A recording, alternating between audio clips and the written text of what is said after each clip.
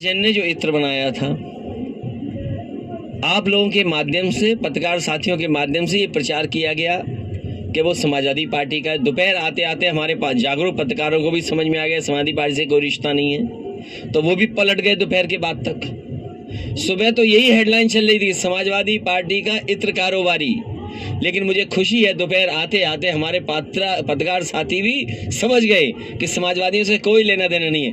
आपको ये सोचना चाहिए कि गलत जगह छापा मार दिया, बीजेपी ने अपने ही कारोबारी पे छापा मार दिया, उसकी सीढ़ियां निकलवाइए।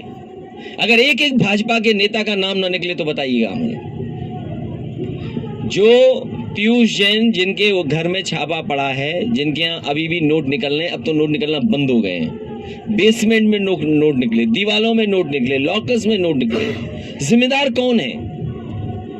वो छापा मारना चाहते थे इत्र वाले के यहाँ, उसका नाम था पुष्पराज जैन, इनका नाम था पीयूष जैन। लगता है डिजिटल इंडिया की गलती हो गई, पुष्पराज जैन की जगह पीयूष जैन आ गए, तो पीयूष जैन के यहाँ छापा मार दिया। और सोचो क्या निकला, सोचिए उत्तर प्रदेश में इतना रुपया किसी का नहीं निकला होगा। जो सरकार में है वो बता सकते हैं रुपया कहां से आया है, जिनकी बैंकें हैं वो बता सकते हैं कि बैंकों से पैसा कब निकाला गया है। और अगर नई नई गड्डियां निकली हैं उसमें, तो जिस बैंक की गड्डी पर नाम लिखा होगा, जिस बैंक से निकला होगा, वो बैंक बता सकती है कि किस समय निकाला गया है।